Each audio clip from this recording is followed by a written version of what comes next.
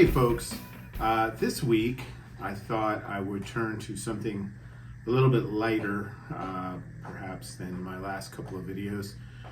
Thank you all for your condolences and such over the past couple of weeks. Over winter break, I read 3 books. I like to kind of do that during break, to read something entirely not academic or smart people-ish at all.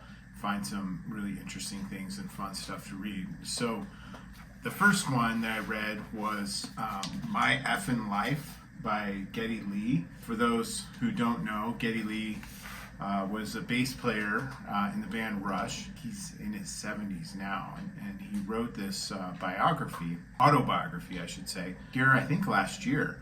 You know, a lot of rock and roll autobiographies or biographies are not great. Let's just, to be blunt, it's sort of rare when you find one that really pops, and this one is really touching, moving, all the things. It starts off with a kind of a deep dive into the history of his family. For those who don't know, his parents were both Holocaust survivors and had been interred in work camps and death camps and survived that to emigrate to Canada, where Geddy was born. He describes his relationship with Judaism and the history of his parents and the culture of that. That's a pretty extensive part of the book. There's plenty of rock and roll lifestyle to go on too in the rest of the book.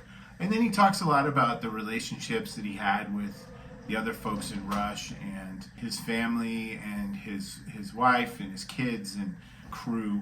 It was one that, you know, it's a pretty sizable book, and I plowed through it maybe in a week. So it certainly didn't lose my attention at all. And if you're a Rush fan, I'm sure you would love it. If you're a Rush fan, you probably already have it. But if you're not, or just a casual Rush fan, you might want to check it out, or just looking for something interesting about a really interesting person. I would recommend this book quite a bit. Personally, allegedly, I saw Rush. I kind of remember it. I was probably about 15, and I was heavily intoxicated. But rumor has it that I enjoyed myself. So there you go. The next book that I want to talk about is The Police. It's Stewart Copeland's Police Diaries, which has this really cool page marker that comes along with it, which is really nice. This is, it's what it says. It's Stewart Copeland's Police Diaries. It describes kind of the proto coming together of the police and the other projects that he had going on in like late 1976 into kind of the fumbling around trying to figure out what they were, and then ultimately when they kind of started to really get some momentum and hit it big. It's great. And what really strikes me about this book is that it is what it says. It's composed of these little entries on dates where he describes basically what he did that day. And these little lists of, had to get a spare tire fixed, this happened, that happened, cook dinner, I was sick today. He also provides some contextual little blocks like, hey, this is what was happening at this time. These people are my family members. This is what I meant by that. Here's a little secret thought that I also had in my diary and I left that out, kind of thing, and equipment stuff. And what really struck me about this is just how busy he was and how absolutely broke ass they all were.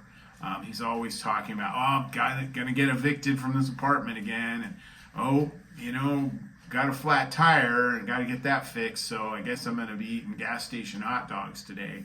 Another thing is that that I really relate to, and I do some journaling of this sort, and I like to keep lists too. He'll list off all these things on a particular day.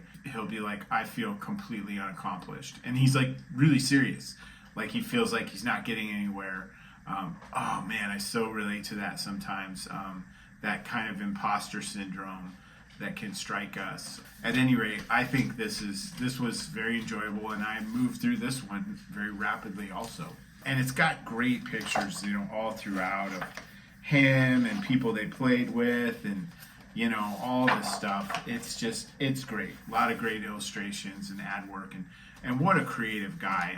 I had the opportunity to see the Police.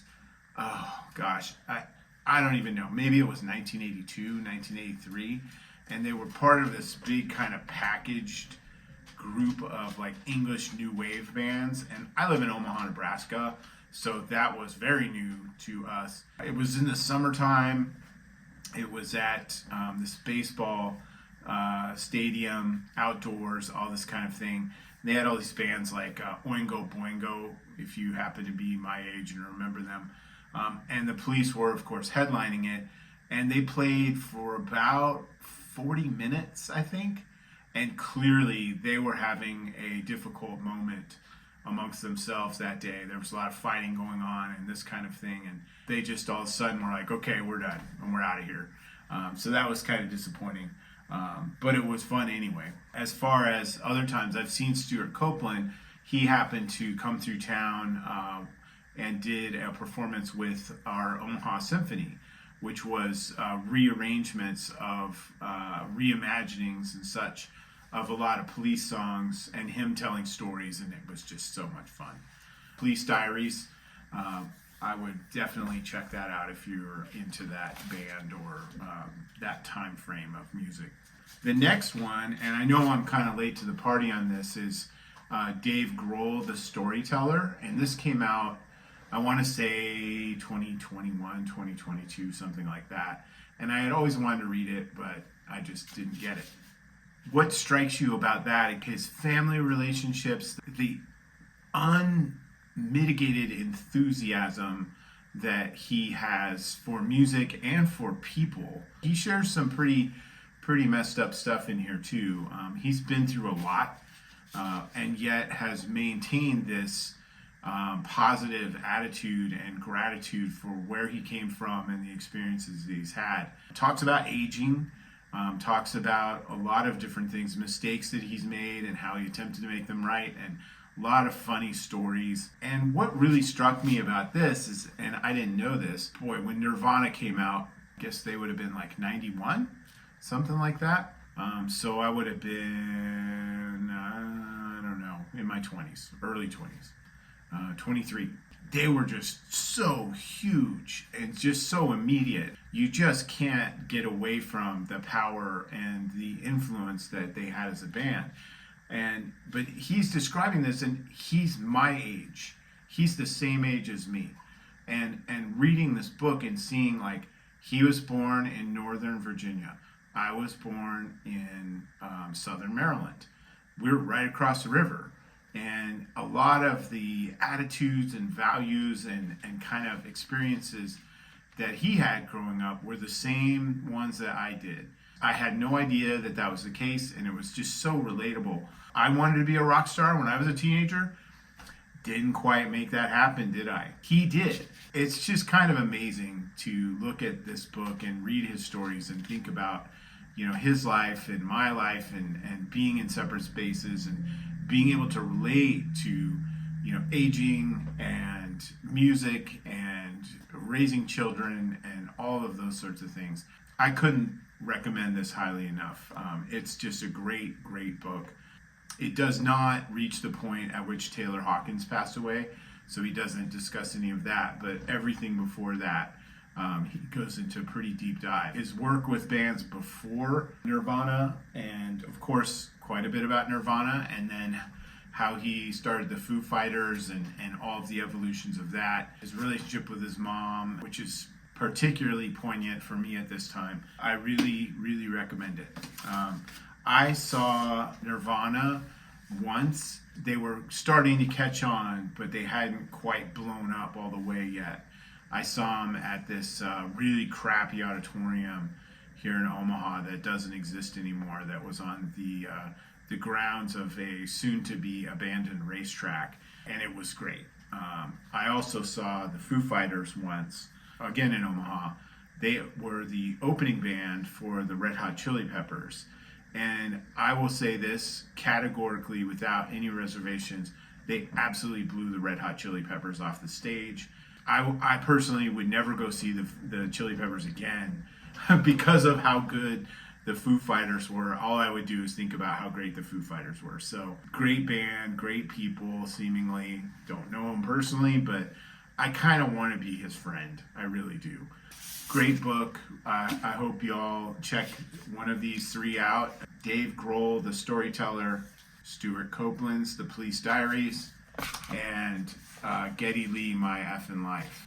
All three great books. I think if you're into music and that kind of stuff, you would certainly enjoy reading them.